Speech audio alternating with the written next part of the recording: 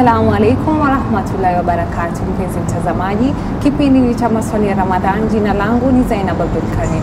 Ungana nami hadi tamati ili tuweze kujifunza mengi kuhusiana na mambo muhimu tunayokumbana nayo katika mwezi huu mtukufu wa Ramadhan. Leo katika kipindi chetu tunaungana naye Sheikh Abdul Muttalib akitufafanulia zaidi kuhusiana na swala zima la kusahau wakati wa kufunga. Assalamu alaikum warahmatullahi wabarakatuh. Wa alaikum assalam warahmatullahi wabarakatuh. Karibu na shukran. Vipi hali? Sawa, alhamdulillah. Na leo tukiongelea swala zima la kusahau wakati wa kufunga. Na bila kupoteza wakati, hukumu ya mtu kula kusudi mchana wa Ramadhani ni nini? Naam, bismillahirrahmanirrahim. Alhamdulillah wassalatu wassalamu ala sayyidina rasulillah wa ala alihi wa ashabihi wa man wala, amma ba'du. Kuhusiana na masala ya mtu kula katika mchana wa Ramadhani, masala yamegawanyika katika sehemu mbili muhimu. Upande wa kwanza ni mtu ambaye anakula katika mchana wa Ramadhani kwa kukusudia, na upande wa pili ni mtu ambaye anaweza kula katika mchana wa Ramadhani lakini kwa kusahau. Na masala yote mawili yana hukumu zake tofauti.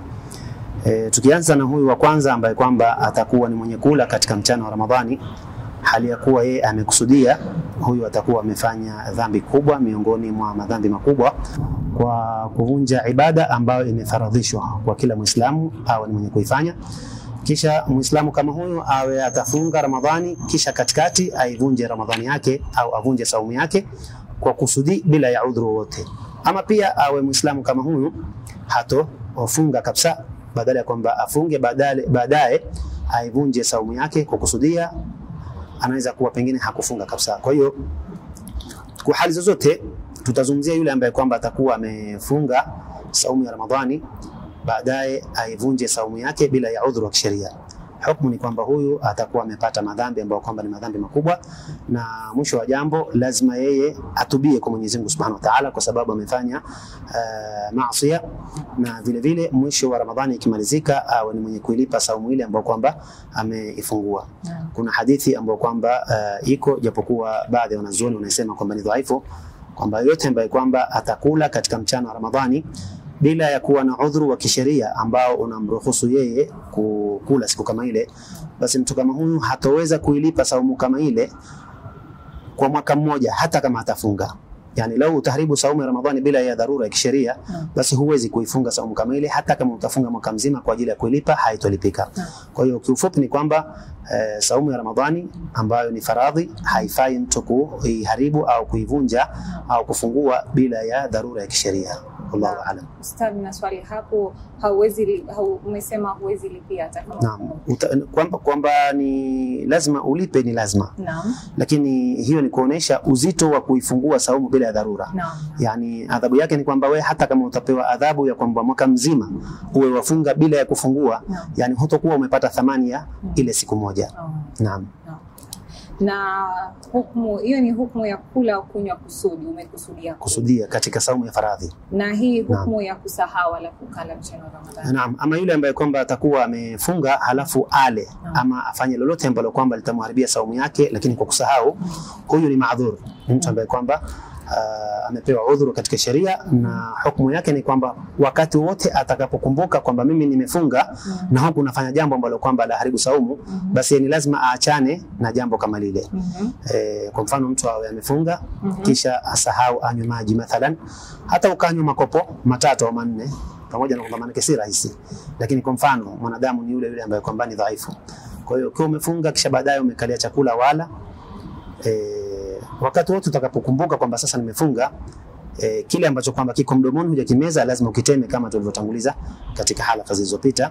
Na kile ambacho kwamba umekula, Mtume Ali salatu wasallam anasema fa innama asqahu Allah fa innama at'amahu Allah wa saqah. Huyu ni mtu ambaye kwamba Mwenyezi Mungu ndiye alomlisha na yeye ndiye alomnywesha. Maadamu amesahau, hana hukumu yote, ataacha na ataendelea na saumu yake. Na umekula alafu ukakumbuka baadaye umefunga, unalazimika kutiania tena ili uweze kuendelea na somo yako ama utaendelea? Yani ulikuwa umefunga ukala kukumbuka mpaka baadaye ukakumbuka kwamba mimi nilikula hali ya kuwa nimefunga, hakuna nia tena.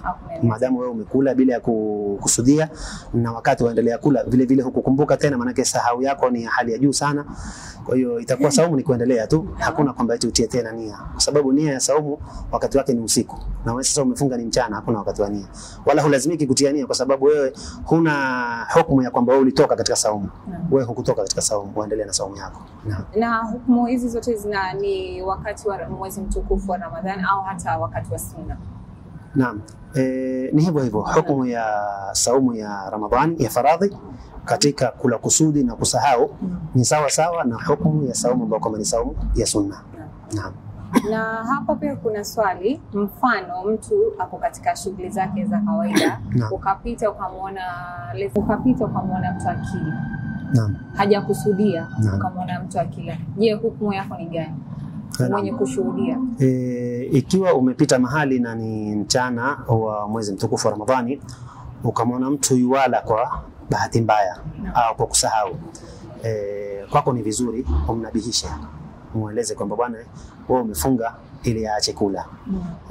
Kwa sababu lile jambo ambalo kwamba si jambo zuri, pamoja na kuwa yeye amesahau, lakini bado kwako wewe ni vizuri umkumbushe na umueleze kwamba bwana nakunabihisha kwamba wewe uko katika saumu na najua umesahau, lakini nakukumbusha. Yani ni vizuri kumkumbusha. Na so huyu mwenye kula sasa pia akisha baada ya kukumbusha ataendelea na somo yake kama kawaida. Madamu yeye alikuwa amesahau, sasa akikumbushwa itabidi afanye lile ambalo kwamba ni la faradhi kulifanya. Na la faradhi ni kwamba ni ateme kile chakula ambacho kwamba kiko mdomoni na aendelee na saumu yake. Na si lazima kulipiza hiyo siku tena. Madamu amesahau hakuna kufanya qadha ama kulipa. Na hukumu ya kumwona mtu akila kusudi, muona mtu amekusudia kula mchana. Kuna yule mtu ambaye kwamba wajua huyo yuwala na si kwa sababu ya kwamba yeye ni mtu wa kusahau, bali umehakikisha kwamba huyo yuwala hali ya kuwa yeye anakusudia kula. Hapo vile vile kuna babul amru bil ma'rufi wa nahy 'anil munkar, yani ni wajibu wa kila Muislamu kuamrisha mema na kukataza mabaya. Kwa hiyo ikiwa yule ambaye kwamba amesahau kwako imekuwa ni sawa au ni muhimu kumkumbusha, basi huyu ambaye kwamba amekula kusudi au amuona kwamba yafanya kusudi kwako ni mimbabe aula, maana ni uzuri zaidi, na bali inakaribia kuwa ni wajibu uende umwambie bwana hii ni Ramadhani na ufanye kila ambalo kwamba litakusaidia wewe katika kuondosha munkar kama ule, kwa sababu kula katika mwezi wa Ramadhani kusudi ni maasiya, na maasiya ni jambo ambalo kwamba ni wajibu kwa kila Muislamu kulizuia. Bali ikiwa wewe mwenyewe umeshindwa kumkataza, ni wajibu wako vile vile uende kwa aulia ulumur.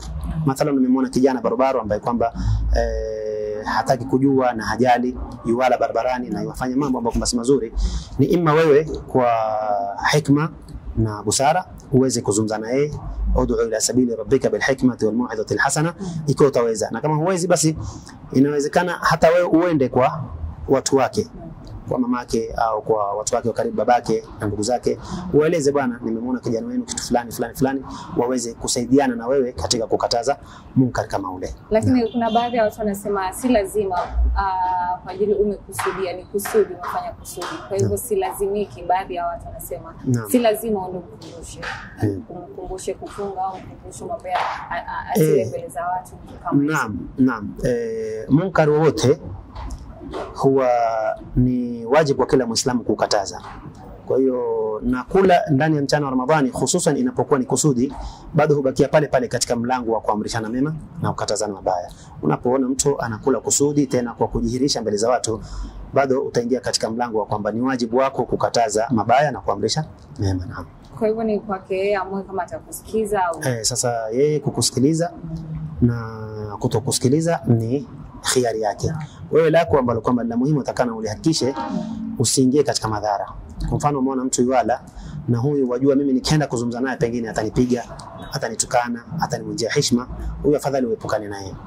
Lakini mathalan unajua ni kijana pengine yakuheshimu au wewe ni katika akraba zake na una haiba yako kwake, ukizungumza naye atakusikiliza hata kama hatofanya, lakini hawezi kuletea madhara, unafaa kumwambia. Kwa hiyo Uislamu unachunga amani kwa pande zote. Unapokuwa wewe unataka kuamrisha mema na ukataza mabaya, kisha uone kwamba kuna madhara ambayo kwamba yatakuja, na hususan inapokuwa madhara kama yale yatakupata wewe mwenye kuamrisha na ukataza, ni vizuri ujitoe katika jambo kama lile na usijipeleke. Naam. Naam, hukumu ya huyu mwenye kula kusudi ni sawa sawa na ile hukumu ya ule mwenye kukusudia. Huyu mwenye kula mbele za watu kusudi, naam, hukumu yake ni ile pia ni sawa sawa na ule wa kwanza mwenye kula kunywa mchana Ramadhani, zinaendana zote. Wote ni sawa sawa. Isipokuwa yule ambaye kwamba anakula kwa kusudi, huyu ni zaidi manake. Naam, wajibu wake ni zaidi. Naam. Na tukimalizia Ustadh, maybe una jambo au ushauri kwa mtazamaji wetu? Naam, nasaha yetu katika siku hii ya leo, kwanza kwa nafsi zetu wenyewe na baadaye kwa kila mtazamaji wetu, ni kwamba tufahamu kuwa jambo la saumu ni ibada miongoni mwa ibada ambazo kwamba ni kubwa. Mwisho wa jambo Mwenyezi Mungu Subhanahu wa Ta'ala asema thawabu za saumu hakuna anayejua, ni mimi mwenyewe peke yangu ninayejua. Kwa hiyo hii yatufahamisha sisi kwamba saumu ni ibada kubwa ambayo kwamba anayejua ni yeye mwenyewe Mwenyezi Mungu Subhanahu wa Ta'ala. Kwa hiyo sisi kama Waislamu wajibu wetu ni kufahamu kwamba ibada hii tutaifanya kinamna gani, tuifanye vizuri, yani tusijiweke katika mambo ambayo kwamba yatatushughulisha sisi katika maisha yetu mpaka tuweze kusahau ibada ya saumu ili uweze kwenda katika kula na kunywa, ambapo si jambo rahisi, lakini kiubinadamu ni kitu ambacho kwamba kinawezekana. Kwa hiyo inatakaniwa Ramadhani mtu ajiweke katika situation ama katika jau ambao kwamba kila wakati itakuwa yamkumbushie kwamba wewe uko katika Ramadhani, ili asiweze kusahau kwamba yuko katika Ramadhani. Naam. Hiyo katika saumu ya faradhi, maadamu umeingia wakati ambao sasa wewe ni lazima ufunge na umefunga, basi hufai kuivunja saumu ile kwa namna yoyote. Yani tukusudia maadamu huna udhuru wa kukufanya wewe uweze kuivunja saumu kama ile, basi ni haramu. Ni haramu na ni haramu na hususan kwa kuwa masala ni saumu kama tulivyotaja katika hadithi ya Bwana Mtume Muhammad alayhi salatu wasalam, mwenye kuivunja saumu yake bila ya udhuru wa kisheria, basi hatoweza kuilipa saumu kama ile kwa mwaka mzima, hata kama atafunga mwaka mzima. Kwa hiyo hii ni inapokuwa saumu yenyewe ni ya faradhi. Wanazuoni wote wameafikiana kwamba saumu ya faradhi hufai kuivunja bila ya udhuru wa kisheria. Na kwa mfano umefanya jambo kama hilo, basi wewe itakuwa ni mtu ambaye umefanya maasiya na umefanya madhambi miongoni mwa madhambi makubwa, na kama tulivyotangulia kutaja katika swala la nyuma ni kwamba wewe utabidi utubie kwanza, ufanye tauba, umuombe msamaha Mola Subhanahu wa Ta'ala, na mwisho wa Ramadhani ikimalizika lazima uilipe Ramadhani kama ile. Na inapokuwa masala ni saumu ya sunna, mathalan umefunga saumu ya Jumatatu au umefunga saumu ya Alhamisi au saumu ya Arafa ama saumu ya sitatu Shawwal au saumu yote itakayokuwa saumu ya sunna, kisha uivunje bila ya dharura, hapa wanazuoni wametofautiana katika kauli mbili. Kuna kauli ya wanazuoni ambao kwamba wanasema haifai kuivunja saumu kama ile, na kuna wanazuoni ambao kwamba wanasema kwamba si vibaya kuivunja saumu kama ile maadamu ni saumu ya sunna. Al-Imam Malik na Al-Imam Abu Hanifa wamezungumza kwamba haifai kuvunja saumu au ibada yote ya sunna. Kwa mfano umeingia wataka kuswali raka mbili za sunna, au umekuja Jumatatu wafunga saumu ya sunna, hufai kuvunja ibada ile, kwa sababu kwa madhhab ya Imam Malik na kwa madhhab ya Imam Abu Hanifa ibada za sunna kwao huwa ni faradhi unapokuwa ushazianza. Yani ukizianza tu huwa tayari kwako ni faradhi, kwa maana hiyo lazima ufanye nini? Uzikamilishe. Kwa hiyo ikiwa ni saumu ya sunna Jumatatu ama Alhamisi ama yaumu Arafa ama ayyamul bidh ama ayyamul sud, popote itakapokuwa, maadamu ni saumu ya sunna na maadamu ushaiingilia, kwa madhhab ya Imam Abu Hanifa na madhhab ya Imam Malik hufai kuitoka, vile vile wakitegemea kauli ya Mola Subhanahu wa Ta'ala inayosema kwamba wala tubtilu a'malakum, musiharibu wala msizivunje wala msizibatilishe amali zenu. Lakini kauli ya Imam Shafi'i na Imam Ahmad alayhim rahmatullahi ta'ala jami'an ni kwamba ibada ya faradhi ndio hufai kuivunja wakati unapokuwa umeianzisha, ndio tumeeleza katika saumu ya faradhi. Lakini katika saumu ya sunna, madhhab ya Imam Shafi'i na madhhab ya Imam Ahmad ibn Hanbal, si vibaya kuivunja saumu ya sunna, lakini pia si vizuri. Kwa hiyo madamu ni ibada ambayo umeingilia ni vizuri kuikamilisha. Lakini unapokuwa umeivunja pia haiwi kwamba umepata madhambi au kwamba umefanya maasi. Kwa hiyo kuvunja saumu ambayo kwamba ni faradhi, hilo ni jambo ambalo kwamba halifai kwa namna yote. Na hatari yake ni kwamba hata kama utaifunga saumu kama ile kwa mwaka mzima na uwe umefunga tena mfululizo, lakini maadamu saumu kama ile uliivunja bila ya udhuru wa kisheria, wewe umepata madhambi na hufai kuitoka saumu kama ile. Lakini inapokuwa masala ni saumu ya sunna, ni kama tulivyoeleza tafsiri yake, pamoja na kuwa kwamba kauli inaotegemewa na kauli ambayo kwamba ina wajha zaidi ni kauli ya kwamba hakuna ubaya wa kutoka katika saumu ya sunna hata kama ni bila ya udhuru wa kisheria. Wallahu a'lam. Ustadh, hapo umesema swala la si lazima uwe sababu ya kuvunja saumu yako ya sunna. Ukiamua tuseme mchana saumu imekushika sana, unasema sawa, acha nikunywe maji, inaruhusiwa? Na hususan kwamba wewe umetaja kitu cha kwamba umeamka umefunga Jumatatu au umeamka umefunga Alhamisi ama mathalan saumu yote ya sunna, na kidhahiri ni kwamba wewe huna udhuru wote wa kisheria ambao umekufanya wewe uweze kutoka katika saumu kama ile. Lakini umetaja kitu cha kwamba umeamka asubuhi umekuta kwamba saumu imekulemea. Kwa madhhabi ya Imam Shafi'i na madhhabi ya Imam Abu Ahmad ibn Hanbal, hiyo kulemewa pia inaweza kuwa ni udhuru. Mwenyezi Mungu Subhanahu wa Ta'ala anasema kwamba la yukallifu Allahu nafsan illa wusaha. Mwenyezi Mungu haikalifishi nafsi isipokuwa kwa nafasi zake. Kwa hiyo inapokuwa ni saumu ya sunna na umekwenda nayo saumu kama ile mpaka imefikia saa 5 saa 6 jua kali la waka, umeona manake sina namna na kila nikiangalia safari na kwenda ni ndefu. Kwa hiyo inapokuwa madhhabi ya Imam Shafi'i na madhhabi ya Imam Ahmad wametoa ruhusa kwamba wewe uivunje saumu kama ile bila ya dharura na bila ya sababu yote. Je, inapokuwa sasa umeona kwamba ni taklifu, inapokuwa umeona kwamba sasa mimi nimelemewa na sioni kwamba nitaweza kukamilisha, basi itakuwa ni ruhusa kwako kuvunja saumu kama ile na kutoka katika taklifu. Wallahu a'lam. Kwa hivyo ni sawa mtu akisema mimi nimetoka kufunga tena siendelee tena na saumu ya sunna? Naam, hakuna ubaya. Shukrani sana. Na Ustadh, maybe kuna swala muhimu naweza penda kukumbusha msikilizaji kwenye kuhusiana na swala hili la kusahau wakati wa kufunga haswa katika mwezi mtukufu wa Ramadhani. Naam. Tumetangulia kusema kwamba Muislamu kila saa afaa akae katika